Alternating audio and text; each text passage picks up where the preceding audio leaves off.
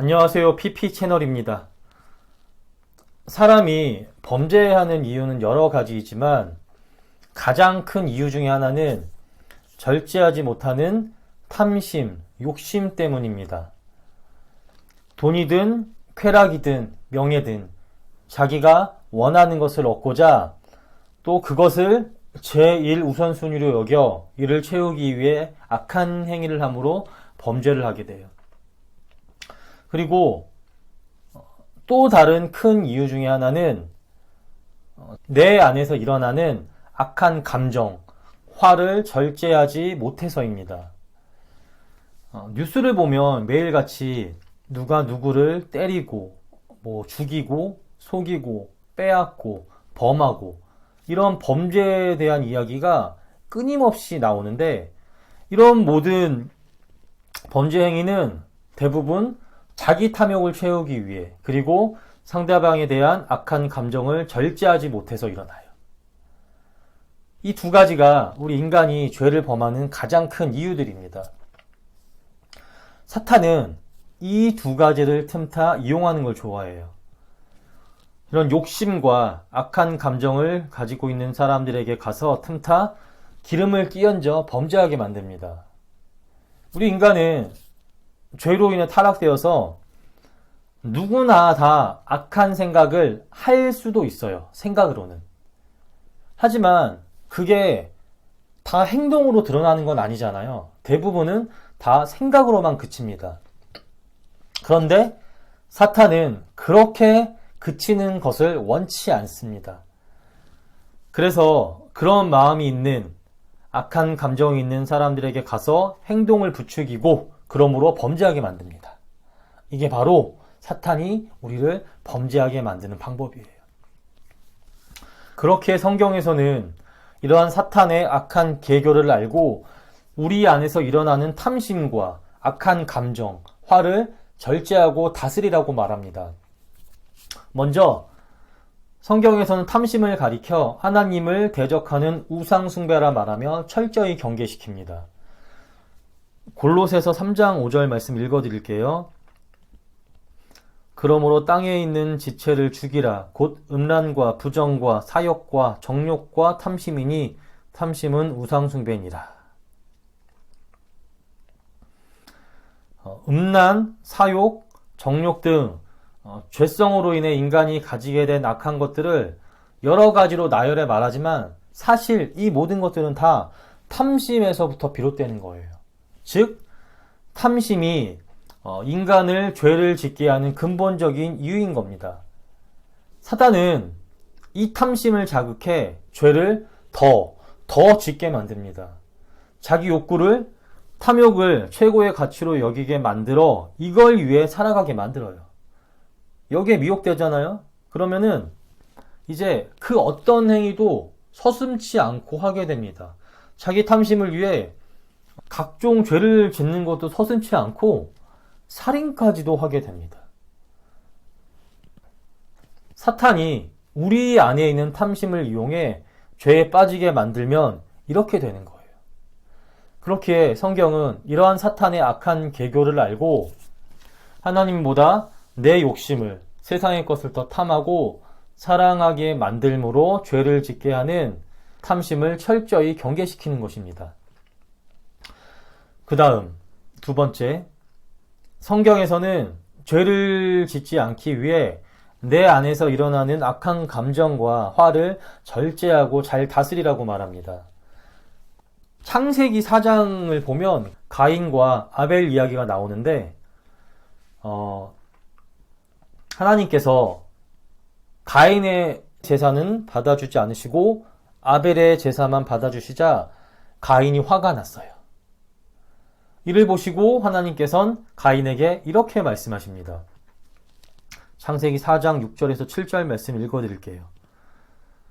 여호와께서 가인에게 이르시되 내가 분하여 함은 어찌 됨이며 안색이 변함이 어찌 됨이냐. 내가 선을 행하면 어찌 낯을 들지 못하겠느냐. 선을 행하지 아니하면 죄가 문에 엎드려 있느니라. 죄가 너를 원하나 너는 죄를 다스릴지니라. 하나님께서는 가인에게 내가 선한 행위를 했으면 어찌 낯을 즉 얼굴을 들지 못하겠느냐라고 하시는데, 이는 원어적인 의미로 침울해져 있다라는 뜻입니다. 즉 가인은 하나님께서 아벨의 제사만 받으시고 자신의 제사를 받아주시지 않자 침울해졌어요. 그러다 그의 이러한 감정선이 확장되어 아무 죄가 없는 아벨을 원망하게 됩니다. 자신의 잘못을 돌아봐야 하는데 그러지는 않고 아벨을 질투하고 또 원망해요. 그리고 이 원망이 더 커지고 커져 결국 아벨에 대한 화로 확장됩니다. 아벨이 무슨 잘못을 했나요? 그는 하나님께 열심과 최선을 다한 것 뿐이잖아요. 아무 잘못한 게 없어요. 하지만 가인은 자기 잘못은 생각하지 않고 아벨에 대한 투기가, 화가 점점 가득 차 올랐습니다. 사탄은 이러한 가인의 감정 상태를 노리고 있었어요. 7절의 중간 부분에서 하나님은 가인에게 죄가 문에 엎드려 있다. 죄가 너를 원하나 너는 죄를 다스리라. 라고 말씀하십니다. 여기서 죄가 문에 엎드려 있다는 원어적인 의미로 사나운 짐승이 먹이를 사냥하기 위해 웅크리고 도사리고 있는 그런 모습을 말해요. 즉 사나운 맹수가 사냥하기 위해 먹이가 되는 동물의 틈을 노리고 있는 그런 모습을 말합니다. 사탄은 가인의 감정 상태를 노리고 있었습니다. 그의 화를 이용해 더 큰 죄를 범하게 하려, 마치 맹수가 먹이가 되는 동물의 틈을 노리고 있는 것과 같이 가인을 노리고 있었어요. 이를 아시고 하나님께서는 연결되는 7절의 마지막 부분에서 가인에게 이렇게 말씀하십니다. 죄가 너를 원하나 너는 죄를 다스릴지니라. 하나님은 화를 통해 틈타는 사탄의 모습을 아시고 가인에게 화를 다스리라 말씀하셨지만 결국 가인은 그렇게 하지 못했고 사단에게 사로잡혀 살인이라는 큰 죄를 범하게 됩니다. 사탄은 수단과 방법을 가리지 않고 어떻게든지 우리를 넘어뜨리기 위해 온 힘을 다합니다. 우는 사자, 즉 배고픈 사자가 울부짖으며 먹이를 맹렬히 찾는 것과 같이 할 수만 있다면 택함 받은 하나님의 자녀들까지도 죄에 빠뜨리기 위해, 잡아먹기 위해 온 힘을 다합니다. 조금의 틈만 생기면 그곳을, 우리 인간이 범죄하기 가장 쉬운 그것을 아주 집요하게 공략해요.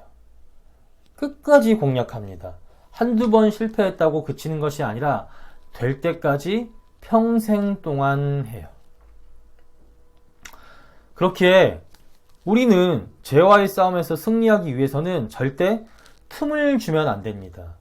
늘 탐심을 절제하도록 힘써야 되고, 또 마음속에서 일어나는 안 좋은 감정을, 미움과 시기, 질투, 화와 같은 악한 감정을 잘 다스려야 해요. 그리고 그럴 수 있도록 기도와 말씀으로 무장하고 성령님의 도우심과 역사하심을 구해야 합니다. 하나님의 능력 없이는, 우리 인간 스스로의 능력과 힘으로는 절대 사단과의 싸움에서, 죄와의 싸움에서 승리할 수 없으니까요. 그러니 에베소서 6장에서 말하는 것처럼 늘 하나님의 은혜를 구하며 기도와 말씀으로 성령 충만함으로 무장해야 합니다. 그래야지만 죄와의 싸움에서, 사탄과의 싸움에서 승리할 수 있습니다.